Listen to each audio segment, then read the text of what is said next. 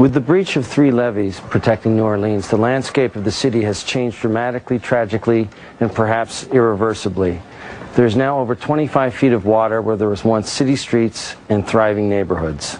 I hate the way they portray us in the media. If you see a black family, it says they're looting. See a white family, it says they're looking for food. And you know it's been 5 days because most of the people are black.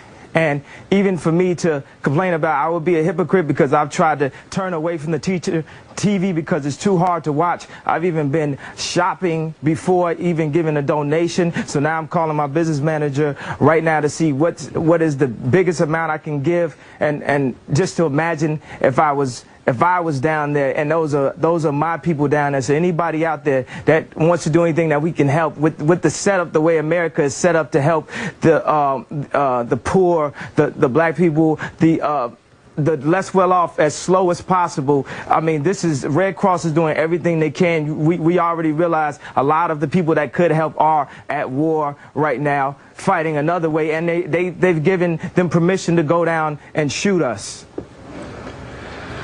And subtle, but in even many ways more profoundly devastating, is the lasting damage to the survivors' will to rebuild and remain in the area. The destruction of the spirit of the people of southern Louisiana and Mississippi may end up being the most tragic loss of all. George Bush doesn't care about black people. Please call.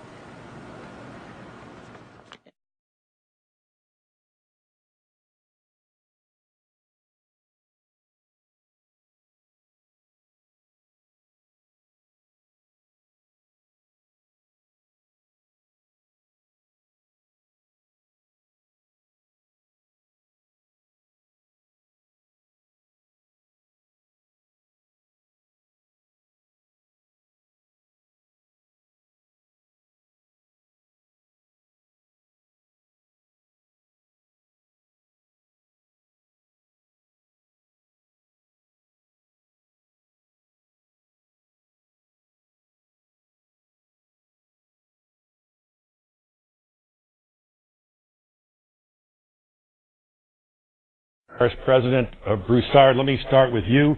You just heard the Director of Homeland Security's explanation of what has happened this last week. What is your reaction? We have been abandoned by our own country. Hurricane Katrina will go down in history as one of the worst storms ever to hit an American coast, but the aftermath of Hurricane Katrina will go down as one of the worst abandonments of Americans on American soil ever in U.S. history. I am personally asking our bipartisan congressional delegation here in Louisiana to immediately begin congressional hearings to find out just what happened here, why did it happen, who needs to be fired, and believe me, they need to be fired right away because we still have weeks to go in this tragedy. We have months to go. We have years to go. And whoever's at the top of this totem pole, that totem pole needs to be chainsawed off, and we've got to start with some new leadership. It's not just Katrina that caused all these deaths in New Orleans here. Bureaucracy has committed murder here in the greater New Orleans area, and bureaucracy has to stand trial before Congress now. It's so obvious. FEMA needs more congressional funding. It needs more presidential support. It needs to be a cabinet-level director. It needs to be an independent agency that will be able to fulfill its mission to work in partnership with state and local governments around America. FEMA needs to be empowered to do the things that was created to do. It needs to come somewhere like New Orleans with all of its force immediately, without red tape, without bureaucracy, act immediately with common sense and leadership, and save lives. Forget about the property. We can rebuild the property. It's got to be able to come in and save lives. We need strong leadership at the top of America right now in order to accomplish this and to reconstructing FEMA. Mr. Broussard, let me ask, hold on, sir. Shouldn't the mayor of New Orleans and the governor of New Orleans bear some responsibility? Couldn't they have been much more forceful, much more effective, and much more organized in evacuating the area? Sir, they were told, like me, every single day, the cavalry's coming. on a federal level, the cavalry's coming, the cavalry's coming, the cavalry's coming. I have just begun to hear the hoofs of the cavalry. The cavalry's still not here yet, but I've begun to hear the hoofs, and we're almost a week out. Let me give you just 3 quick examples. We had Walmart deliver 3 trucks of water, trailer trucks of water. FEMA turned them back. They said we didn't need them. This was a week ago. FEMA, we had 1,000 gallons of diesel fuel on a Coast Guard vessel docked in my parish. The Coast Guard said, come get the fuel right away. When we got there with our trucks, they got a word. FEMA says, don't give you the fuel. Yesterday, FEMA comes in and cuts all of our emergency communication lines. They cut them without notice. Our sheriff, Harry Lee, goes back in, he reconnects the line, he posts armed guards on our line and says no one's getting near these lines. Sheriff Harry Lee said that if American government would have responded like Walmart has responded, we wouldn't be in this crisis. But I want to thank Governor Blanco for all she's done and all her leadership. She sent in the National Guard. I just repaired a breach on my side of the 17th Street Canal that the Secretary didn't foresee, a 300-foot breach.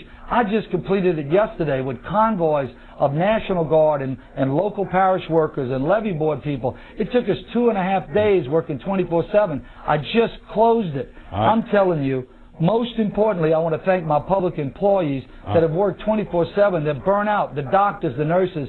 And I want to give you one last story, and I'll shut up and let you tell me whatever you want to tell me. The guy who runs this building I'm in, emergency management, he's responsible for everything.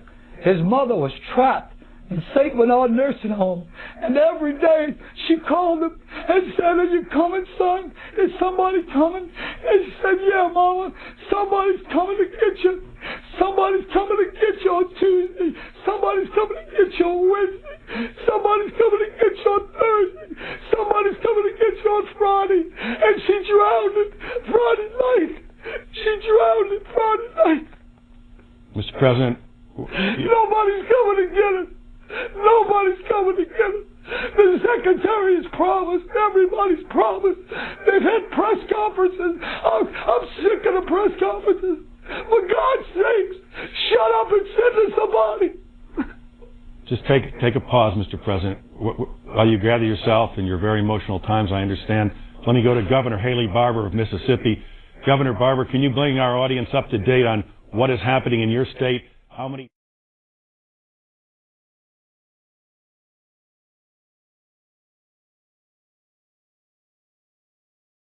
Meanwhile, they survived a natural disaster, but are some Hurricane Katrina survivors now at risk from man-made dangers? We're keeping them honest, and our Sean Calebs is here now with new information about a controversy over FEMA trailers. This involves a little bit of a fight, if you will, between FEMA and the CDC.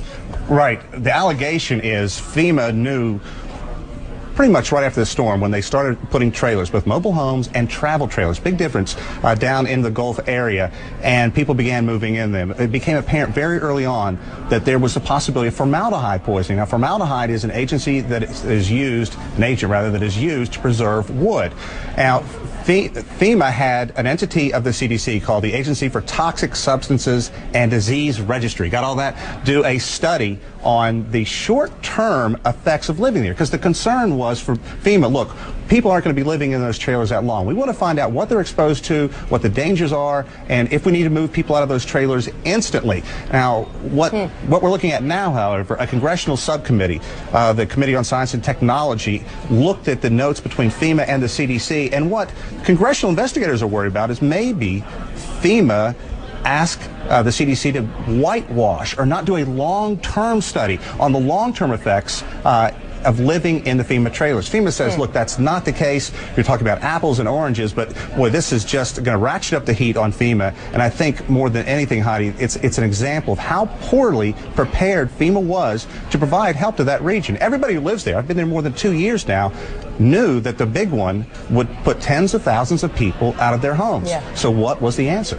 Well, I wonder, because I'm not sure I understand the difference between these travel trailers and the actual FEMA trailers that we had heard so much about, that they had so many of them just sitting around and nobody was really moving into them. That's a great point, because a travel trailer is a thing you've seen people hook up to the back of their truck, take to the lake for a couple of days. People aren't supposed to live in those for 18 months. It's not supposed to happen. So what you had, whole families living in just a few hundred square feet. They were looking at them right now. Can you imagine a whole family living in that? So what happens? The floor buckles, you expose the plywood to people living in there. And what is an agency used to preserve that plywood? Formaldehyde. Also, the roof on something like that is supposed to be caulked periodically. People didn't get a whole lot of advice when they got the FEMA trailer. Here's the best way to take care of the trailer. So that's what we're looking at. Wow. Well, that's a heck of a story. We will continue to follow that one alongside you. Sean Caleb's for us this morning.